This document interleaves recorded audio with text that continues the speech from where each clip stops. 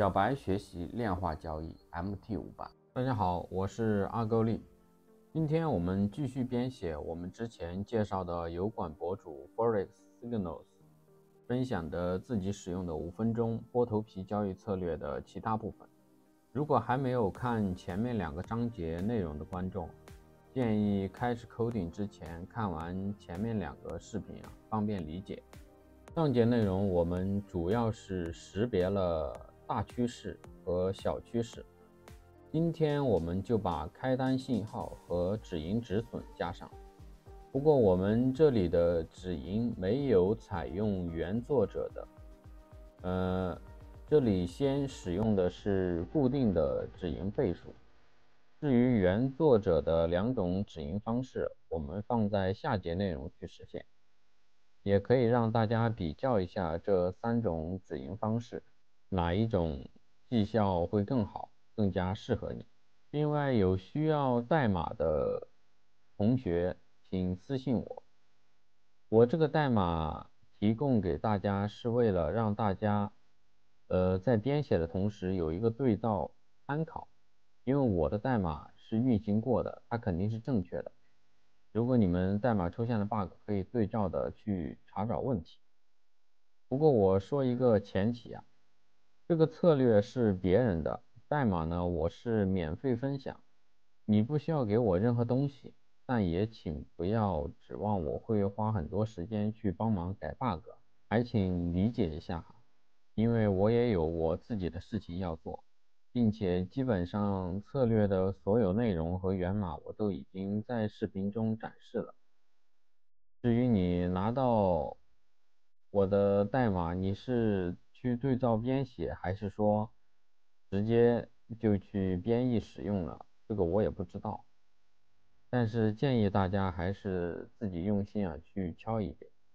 真正掌握了才是自己的，不是吗？好，我们开始吧。上一章节我们是把这个当权趋势和大趋势的方向，包括最后做单的方向的逻辑我们写好了。针对于做单信号，我们看一下H1 均线多头排列，价格在慢线之上实现了， M5 均线多头排列也实现了。今天就是实现这个最近5根 K 的最高价，作为多单突破单的进场价位。针对于空单的话，就是反转过来，最近5根 K 的最低价加3个点作为空单的突破单的进场价位。还要实现的就是一个trigger bar， 就是在哪一根 K 产生的信号。原作的意思就是接触到均线就产生了信号，但是收盘价不可以超过慢线。这根 K trigger bar 接触到，也就是说引线，也就是最低的价格有接触到这根快线就算接触了，但是它的收盘价你不能收在这个慢线之下，那就不符合它这个顺势的策略的一个理念了。至于说这个是5根还是3根还是10根20根，这个我们依旧是作为一个外部参数，让大家自己去优化。好，那我们就把这个代码先实现一下。首先是把这3个价格，收盘价，也就是前一根的收盘价、最高价和最低价拿到。我们主要是用这3个价格去进行判定。首先我们实现一下这个接触均线，产生这个 trigger bar， 产生这个信号 K， 是2个条件。这里写的，首先是最低价有小于这个 faster MA， 小于这个快线，就代表它这价格有接触嘛，因为你最低的价格都有接触了，其他价格肯定都接触到了。还有就是这根 K 的收盘不能收在慢线的下方，不能收在这里。把这2个条件实现，然后实现之后，还需要加一个条件，就是 final train 的等于1，大家还记得是什么意思吗？ final train 的等于1就代表我们的做单方向是做多的，方向正确，然后有接触到均线，那么就满足我们做单条件，就可以挂突破单。我们在这里打印一个信号，挂突破单。然后突破单的价格是使用的最近 N 根 K 的最高价作为突破单的进场价位。那我们这里需要写一个方法，方法的逻辑是获取最近多少根 K 的最高价，或者说针对于空单就是获取最近多少根 K 的最低价。我们把这两个方法写一下。Get high price 就是获取最近多少根 K 的最高价位。这个 I highest 它的意思就是返回图表上最高值的指数。它意思就是它会返回拥有最高价的那根 K 线的下标。得到这个下标之后，我们再使用这个 I high 来获取当前这根 K 的最高价是多少，然后返回出去。这里还用到一个参数，是我们定义的这个外部参数啊，这个 bar count 定义在这里，也就是比较最近多少根 K 的意思。你是比较最近3根 K 的最高价和最低价，还是5根 K 的最高价和最低价？我们干脆把这个止盈的系数也给它补充上，就是这个 TP count， 就是止盈的倍数。你是打算使用1倍的盈亏比去做呢，还是2倍的，还是或者说5倍的？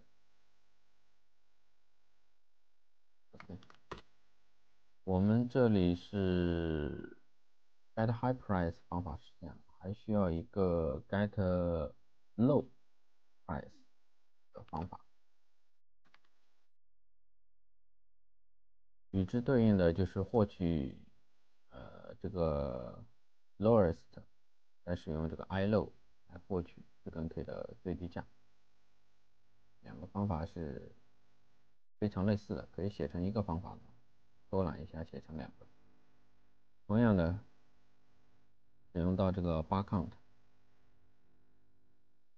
那我们这里就实现突破单的逻辑。首先，突破单的逻辑，首先把 TP 写一下。我们的 TP 就是止盈价位，止盈价位就是你的止损距离乘以这个止盈系数。我们这里的止损是使用的产生进场信号的那根 K 的最低点再减3个点，也就是相当于是这里进场，这里止损，然后这个距离就产生一个 R 嘛，然后我们的止盈系数就代表的，那我们的目标价位就代表的使用这个 R 止损的距离去乘以我们的 TP count， 我们的止盈系数，就得到我们的止盈价位。这个应该不难理解啊。这个地方得到的就是我们的止损的距离。然后使用这个就是进场价嘛，进场价加上我们止损的距离再乘以，比如说1倍的盈亏比、2倍的盈亏比，再加上我们的进场价位，就是我们的目标价，就是我们的止盈价位吧。止盈价位有了止盈止损，止损应该都知道吧？使用的这个 low price， 针对于做多的话，针对于做空的话，就使用的 high price。trade buy stop 这个方法 trade 点 buy stop 我们应该说过很多次了啊，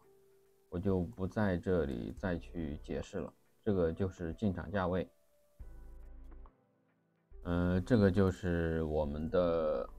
止损价位。止损它意思就是减去3个点，的距离。然后这就是我们得到的止盈价位，然后这写了一个注释，这是多单的，我们再把空单的实现了。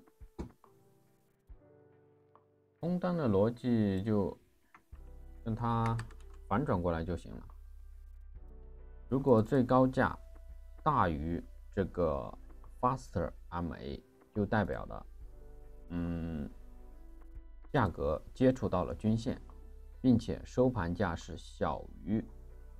slow MA 的最慢的那根均线，代表的它没有超出均线范围，代表是一个顺势的意思，对它进行一个判断。等于负1就代表我们最终的做单方向是做空的，并且它接触到了 EMA， 满足做空条件。做空条件我们就开始挂突破单 ，sell 突破单。空单的止盈就是用进场价位减去我们的止损乘以这个止盈系数，跟多单是对应的。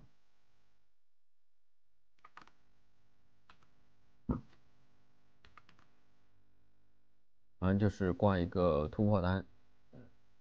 用 order low price， 作为进场价位。这还没有写啊 ，low， 补充一下。order low price 就是用我们刚才写的这个方法 ，get low price 获取到最近，打个比方，这个8康的是5，获取最近5分 K 的最低价位，然后最低价位减3个点作为我们的突破单的突破价位，包括这个做多也是同样的。做多的话就是获取最近5分 K 的最高价位 high price， 再加上3个点作为我们的突破价位。OK， 编一下，没有错。实现了突破单之后，还有一个点需要注意的就是，突破单它不是我们这个 market order， 它不是市价单去执行的。你也不知道这个突破单会在多少根 K 之后才可以突破到这个价位才会做进去，所以在这期间你这个 trigger bar 可能是会变化的。现在是这一根 K， 可能过一会儿这根 K 还会产生一个新的 trigger bar， 还会产生一个新的 trigger bar 之后，你这个往前倒，比如说你定的是往前倒3根吧，那可能它就变了，新的之后1、2、3，它的突破价位可能就是在这里了。那我们就需要把之前的在这个价位挂的那个 stop order 突破单给它进行删除，因为你产生了一个新的 trigger bar， 你就要针对于这个新的 trigger bar 的信号做一个新的突破单，原来的那个突破单你要对它进行一个更新，包括如果我们这个均线出现了拐头，比如说目前这个 trigger bar 满足条件，我们在这里挂了一个 buy stop order， 在这里加3个点 buy stop order， 但是随着这根 K 线越来越多的向下了，那么我们这个均线它可能会，等一下它可能会，慢慢的就走成这个样子了，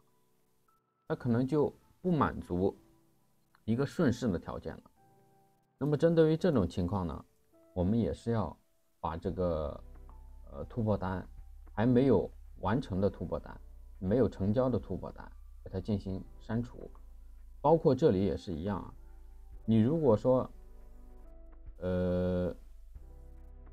你的上一个级别，比如说我们这里是 H1 级别，我们做的是5分钟，上一个级别针对于趋势的级别判定使用的是 H1。那如果说你的 H1 随着你这根更多的 K 线产生，你这个突破单还没有成交的情况下，越来越多的价格向下，那么肯定 H1 的价格随着这个 K 线越来越增多，它也会向下，那可能这根均线也可能产生这样的死亡交叉，那同样意味着大趋势已经不支持这一个突破单的逻辑了。所以如果这个拐头向下，那么同样的它也需要把这个突破单给它删除。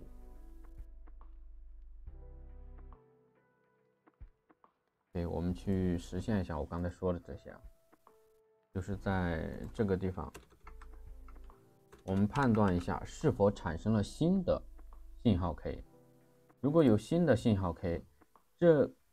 新的信号 K 它的突破价位是否跟之前的一致，把它写一下，直接粘过来，比较长。主要是看这里我们就使用这个突破价位来判断是否是一根新的 trigger bar。如果我们的这个进场价位产生了变更，那我们跟这个 order info 里面的 price open 这个代表的是我们突破目前的这个突破单的开盘价突破价。如果不相等，那就代表了出现了新的 trigger bar， 那我们就把原先的这根突破单给它进行删除。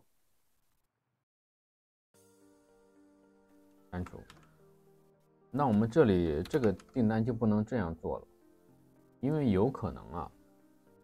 能你得到这根新的 trigger bar， 但是新的这根 trigger bar 它的信号它的突破价位跟之前的这个 order 跟之前这个突破单是一致的，那我们就没有必要再去重新再开一张突破单了，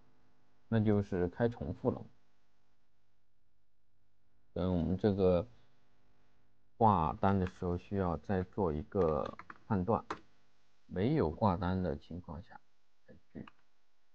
挂单。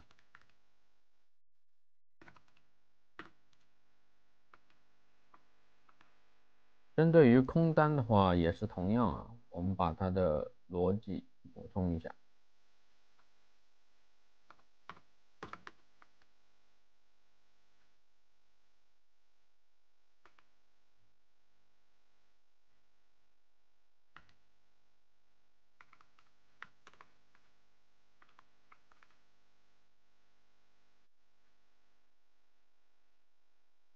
OK， 我们编一下，不错了。Order info 我们可能没有导包把这个包导一下，再编一下，没有错了。我们再检查一下我们的逻辑还有没有遗漏啊？对，还有就是，我们刚才说的，如果这个均线啊，出现了拐头啊，就是只要它不是做多信号，那我们这个突破单就要被删除。更高级别的 H1，小时级别也是同样的，主打的就是一个极端的顺势啊，任何不满足顺势的，我们都要把这个订单删掉。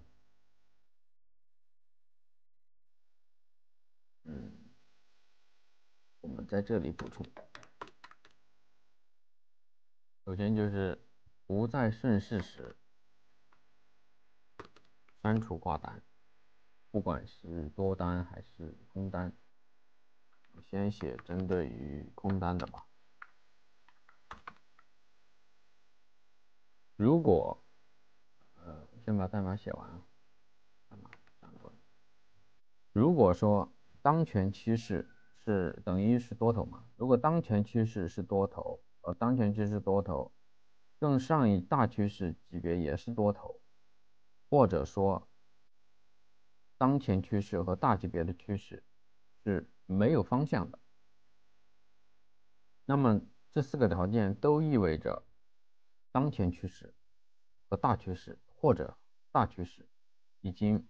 不是空头了，那我们就把这个空头的这个 sell stop 空头的突破单要给它删除掉，因为你已经不满足条件了，不满足就要删除掉。下面是针对于多单的，翻过来，同样的，你的当前趋势和大趋势是空头或者是没有方向的，那我们就把做多的突破单给它删除掉。好，我们编译一下，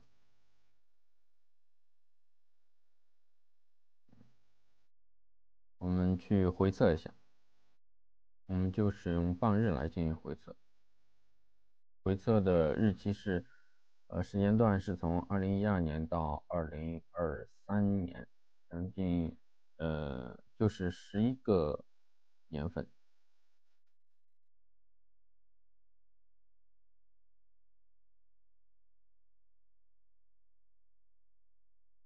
这根资金曲线还可以啊，还可以，2.98的风暴比，平均获利92，平均亏损将近30，也就是1:3的盈亏比吧。最大获利860，最大亏损397，最大的连续止损是7笔，连续止盈是3笔，最大回撤，不过我这里使用的这个资金这个价位比较高啊，所以这里是0.49。不过这个资金曲线是我做了优化之后的啊，做了优化之后的资金曲线。它原来的这个参数，8、15、21，包括这个5分钟级别啊，我做了回测，但是回测的结果啊，可以说是非常的不理想，非常的差。我思考了一下，可能是因为